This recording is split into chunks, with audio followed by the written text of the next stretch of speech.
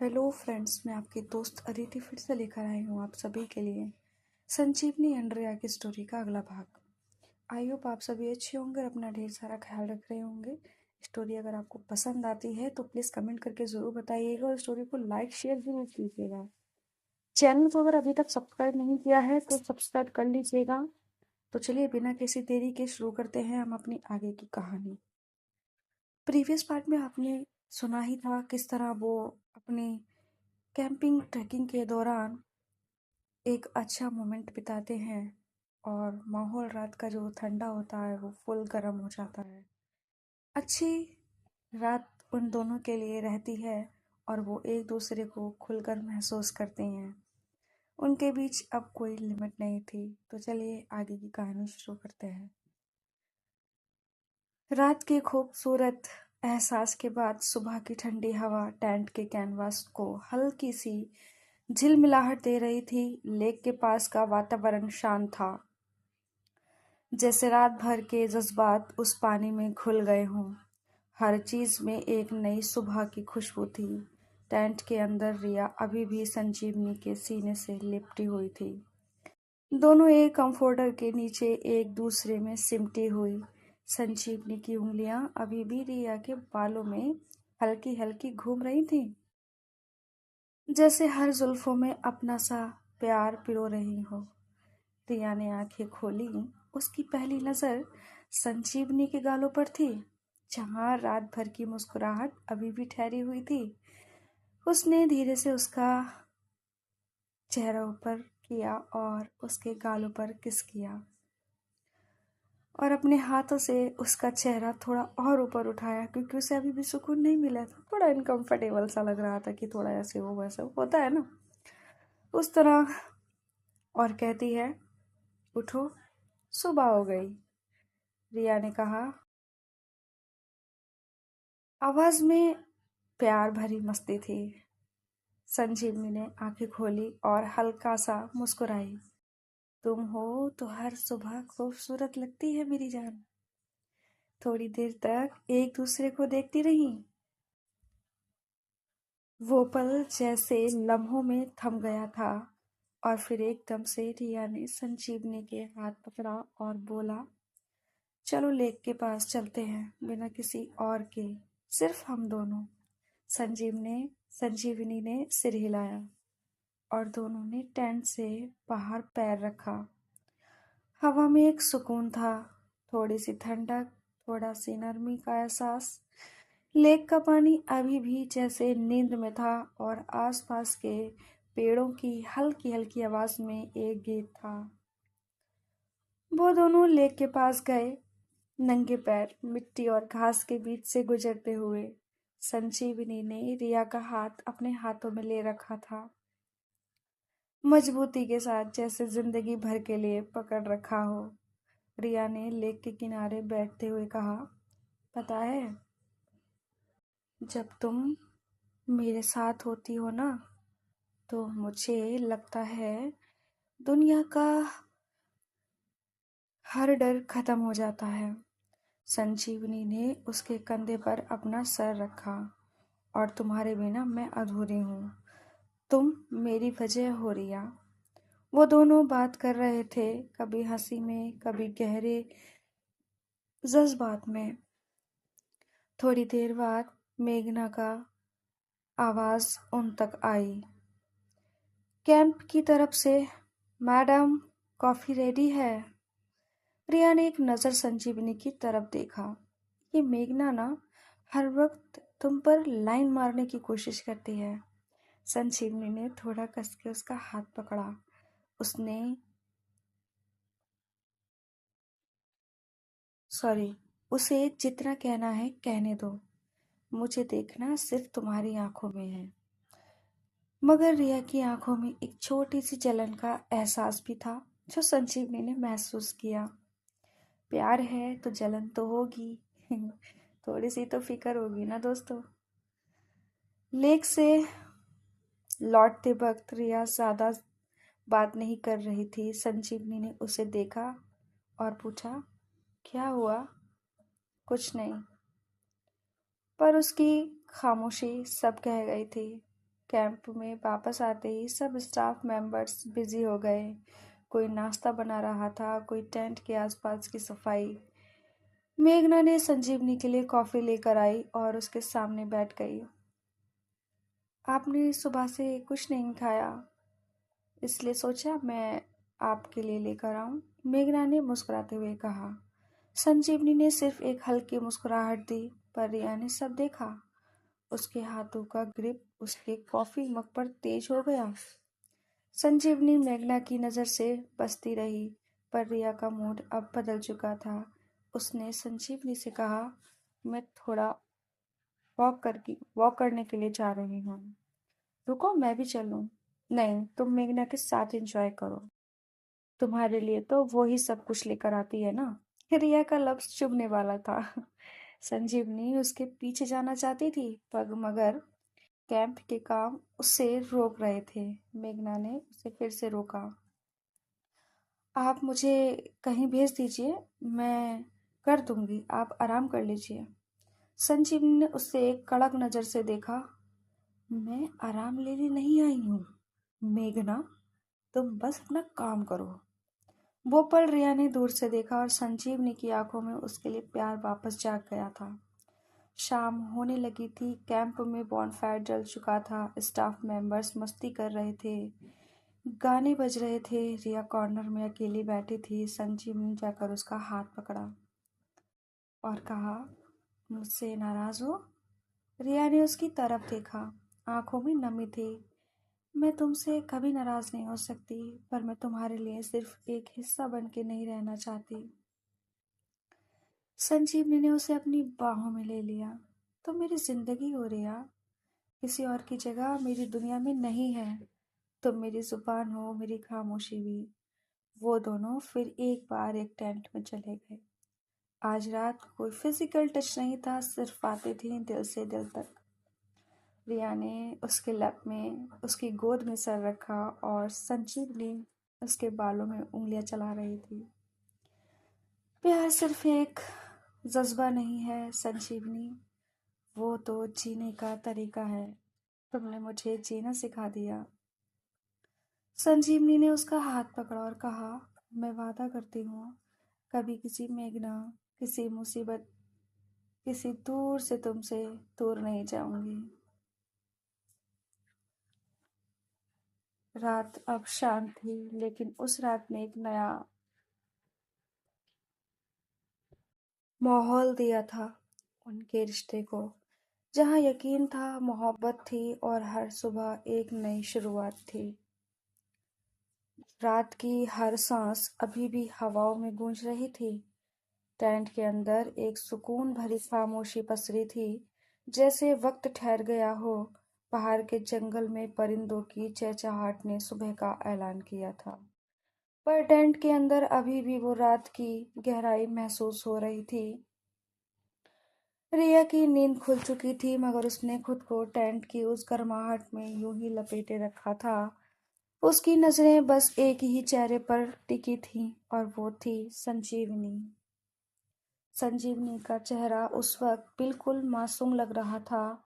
बाल कुछ बिखरे हुए थे, माथे पर हल्की सिलबटें और होंठों पर एक नर्म सी सांस। रिया की उंगलियां खुद ब खुद उसके चेहरे की ओर बढ़ी।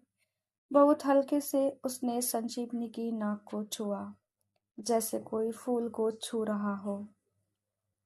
इतनी मासूम लगती हो जब सोती हो। रिया की फुसफुसाहट में मोहब्बत बसी थी।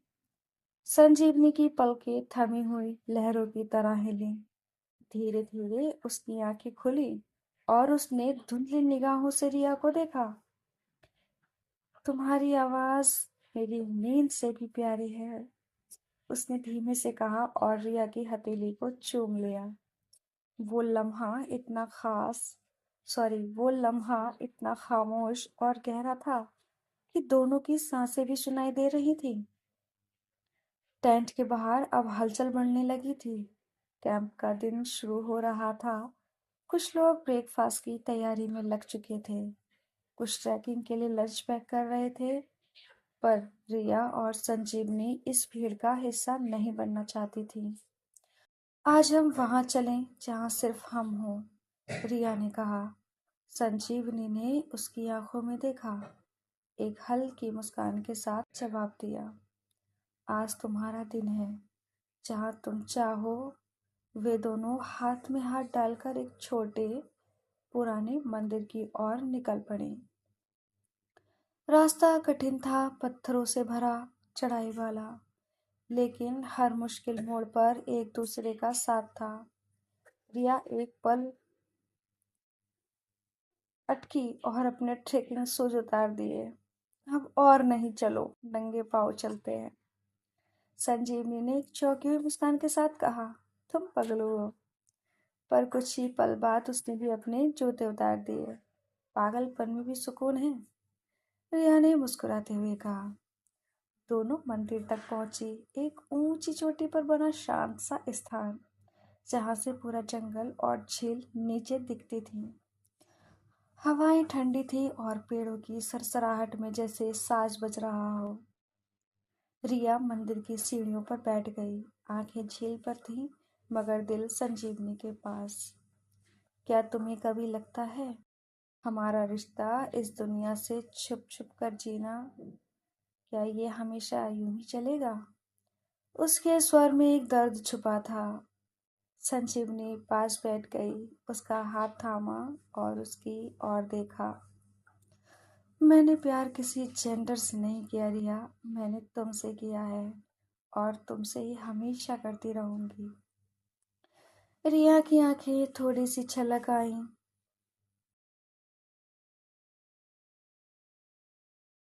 पापा को आज तक नहीं बताया, वो कभी नहीं समझेंगे, इसलिए खुद को उसने दूर रखा इतने साल। लेकिन अब लगता है मुझे उन्हें सच बताना चाहिए, पर कैसे नहीं समझ आता। संजीवनी ने उसका चेहरा अपनी हथेलियों में लिया। जब तुम तैयार होगी रिया, मैं तुम्हारे साथ खड़ी रहूंगी, उस वक्त भी और उसके बाद भी। उसने रिया को खुद के गले लगाया, जैसे सारी दुनिया का बोझ उसके कंधों पर से हटा रही हो। उन दोनों के बीच अब कोई सवाल बाकी नहीं था, सिर्फ एक भरोसा था। तभी रिया का फोन बजा। मेघना का नाम स्क्रीन पर चमक रहा था। रिया ने उसे एक नज़र देखा, फिर फोन साइलेंट पर कर दिया। आज कोई इंटरप्शन दिया आज कोई इंटरप्शन नहीं, सिर्फ तुम और मैं।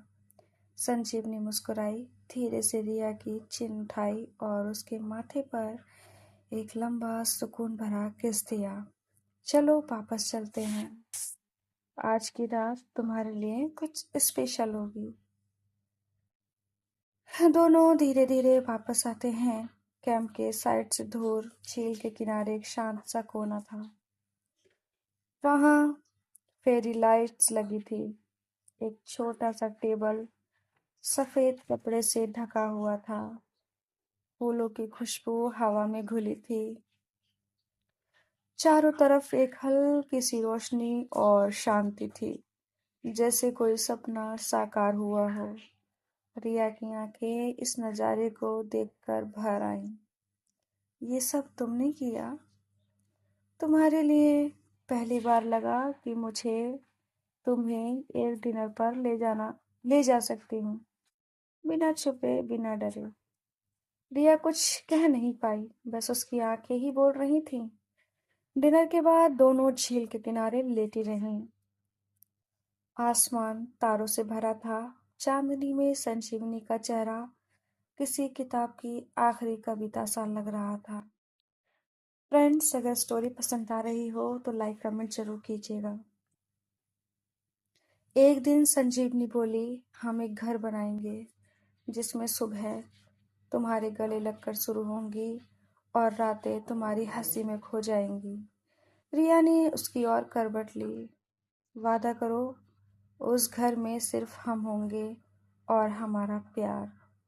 संजीवनी ने उसकी उंगलियों को चूमा और कहा, वादा जान। अगले दिन कैंप खत्म हो चुका था। सभी लोग लौटने की तैयारी में थे। रिया और संजीवनी ने अपने बैग्स पैक किए, मगर उनके दिल में एक और ही बात चल रही थी। इस ट्रिप ने उन्हें बदल दिया था। जाते जाते रिया ने मेघना से हाथ मिलाया। Thank you for the coffee, और उस बात के लिए भी जिसने मुझे यह याद दिलाया कि हम दोनों का रिश्ता कितना मजबूत है। संजीवनी ने उसे हैरानी से देखा और रिया मुस्कुराई। अब मैं असुरक्षित नहीं महसूस करती। मैं जानती हूँ तुम मेरी हो और मैं तुम्हारी हूँ। और वहीं कहीं उनके बीच एक नई कहानी जन्म ले रही थी। एक ऐसी कहानी जिसमें शक नहीं, सिर्फ भरोसा था। जहाँ दो लड़कियां इस दुनिया की बंदिशों से परे एक दूसरे की रूह बन चुकी थीं। इस कैंपिंग ट्रिप ने उन दोनों की जिंदगी ही बदल दी थी, या ये कहूँ कि उन दोनों के बीच जो बचा था वो यहाँ पर पूरा हो चुका था। सुबह की धूप अब ऊंचाई पर आ चुकी थी। ट्रिप के सभी लोग बस में बैठ चुके थे। रिया खिड़की के पास बैठी थी और संजीवनी उसके बगल में, उसके कंधे पर सिर टिकाए सो रही थी। रिया की उंगलियां उसके बालों में खेल रही थीं, हल्के से। बस में हलचल थी, पर रिया और संजीवनी के बीच एक सुकून सा माहौल था। तभी पीछे से कोई आकर सामने की खाली सीट पर बैठ गया। मेघना। बैक टू रियलिटी, उसने मुस्कुराकर कहा। रिया ने बिना किसी एक्सप्रेशंस के उसकी ओर देखा और सिर हिलाया। बस कुछ किलोमीटर ही चली थी कि ड्राइवर ने ऐलान किया, अगले 2 घंटे के लिए हम एक हाईवे ढाबा पर ब्रेक लेंगे। खाना और वॉशरूम ब्रेक वहीं होगा। ढाबे का नाम था सपनों की थाली। नाम भले मजाकिया था, पर माहौल प्यारा था। मिट्टी की खुशबू, आम के पेड़ के नीचे बेंचें और चूल्हे से निकलती ताज़ा रोटियों की खुशबू। रिया और संजीवनी एक कोने की टेबल पर बैठ गईं। रिया ने चुपके से संजीवनी का हाथ थाम रखा था और उनकी प्लेट में एक ही रोटी थी जिसे वे हंसते हुए बांट रही थीं। एक प्लेट में खाने का तो मजा कुछ और ही है अपने पार्टनर के साथ। दोस्तों, कभी आप लोगों को ये मौका मिले तो छोड़ना नहीं, साथ में एंजॉय करना। वो दोनों हंसते हुए रोटी बांट रही थीं। तभी मेघना वहां आ गई। Mind if you I join you, वो बिना जवाब का इंतजार किए बैठ गई। संजीवनी ने थोड़ा मुस्कुरा कर कहा, ऑफ कोर्स, लेकिन रिया का चेहरा तना था। तो ये dhaba reminds me of college के डेज। रिमेम्बर संजू, जब हमने बंक मार के यही स्टाइल की जगह पर मैगी खाई थी। संजीवनी ने शालीनता से जवाब दिया, हाँ, पर अब मैगी नहीं, जिंदगी बहुत कुछ और भी खिला रही है। बिल्कुल, रिया ने बीच में कहा। अब तो खाना भी पार्टनर के साथ टेस्ट बदल जाता है। मेघना को झटका सा लगा। पर उसने फिर कोशिश की। संजू, तुम आज भी वैसे ही हंसती हो, बस थोड़ा सा और खूबसूरत लगती हो। संजीवनी ने इस बार स्पष्टता से कहा। मेघना, तुम मेरी जिंदगी के उस चैप्टर की तरह हो जो पढ़ तो लिया गया, पर फिर पलट कर नहीं देखा। मेघना थोड़ी देर तक चुप रही, फिर बेमन से उठी और वहां से चली गई। रिया ने संजीवनी को देखा। तुम्हें पता है, तुम्हारी ये बात मुझे तुमसे और प्यार करने पर मजबूर करती है। संजीवनी मुस्कुराई। तुम्हारे लिए मैं हमेशा ऐसे ही रहूंगी। कुछ घंटे बाद शहर लौटने पर बस से उतरते हुए दोनों एक दूसरे की ओर देख रही थीं। अब फिर से वही शोर, ट्रैफिक, दिन की दौड़, पर अब सब कुछ थोड़ा बदल चुका था। एरोमा कैफे, रिया का छोटा सा कैफे एरोमा अब पहले से ज्यादा खूबसूरत लग रहा था। दीवारों पर वो और संजीवनी की पेंटिंग्स थीं, कभी बारिश में, कभी पहाड़ों में, और एक जो उन्होंने ट्रिप के दौरान बनाई थी, झील के किनारे लेटी दो परछाइयां। रिया ने कैफे का दरवाजा खोला। अंदर की हवा ने उसका स्वागत किया। वेलकम बैक मेरी कॉफी क्वीन, उसकी टीम की प्यारी मीरा बोली। रिया मुस्कुराई। एक स्पेशल ब्लेंड बनाओ आज, मेमोरीज वाला। संजीवनी कोर्ट रूम में वापसी। अगले दिन संजीवनी की पहली सुनवाई थी ट्रिप के बाद। केस हाई प्रोफाइल था, एक लड़की पर घरेलू हिंसा का केस। जिसके खिलाफ उसका खुद का भाई खड़ा था। कोर्ट रूम में सबकी नजरें संजीवनी पर थी। वो कॉन्फिडेंट थी, शार्प थी और अंदर से मजबूत भी।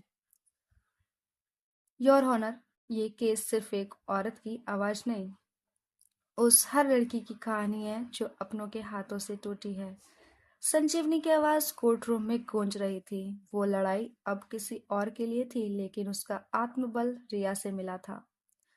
शाम को रिया कैफे बंद करके सीधे कोर्ट के बाहर पहुंची। संजीवनी वहीं सीढ़ियों पर बैठी थी, थकी हुई पर संतुष्ट। रिया ने चुपचाप पास बैठकर उसे एक गर्म कॉफी पकड़ा दी। ये वही ब्लेंड है, मेमोरीज वाला। संजीवनी ने सिप लिया और इसका टेस्ट बिल्कुल तुम्हारी तरह थोड़ा कड़वा पर पर एडिक्टिव। रिया ने मुस्कुराकर उसका हाथ थामा। अब जब हम फिर शहर में हैं, अगला चैप्टर शुरू करें? मतलब? चलो, संजीवनी ने कहा, इस बार साथ में लिखते हैं। फ्रेंड्स, फिलहाल अगला चैप्टर उनका और अपना हम अगले पार्ट में लेकर आएंगे। तब तक आप इस कहानी को एंजॉय कीजिए, लाइक कमेंट शेयर जरूर कीजिए दोस्तों। तभी मुझे पता चलता है कि मेरी कहानी आप तक कितनी अच्छी पहुंच रही है, कितनी अच्छी नहीं। बिना कमेंट्स लाइक के मुझे भी नहीं पता चलता है कि मेरी कहानी अच्छी भी है या नहीं। क्योंकि जब तक सामने वालों को पसंद नहीं आए तो फिर क्या फ़ायदा है इस कहानी का, जब आपको पसंद ही नहीं आ रही है तो लाइक कमेंट शेयर करके ज़रूर बताइए फ्रेंड्स कि कैसी लग रही है कहानी। और तब तक अपना ख्याल रखिए, अपनों का ख्याल रखिए। मैं जल्दी ही लौटूंगी इसका अगला पार्ट लेकर के। चैनल को अगर सब्सक्राइब नहीं किया है अभी तक तो कर लीजिएगा। Bye bye, take care.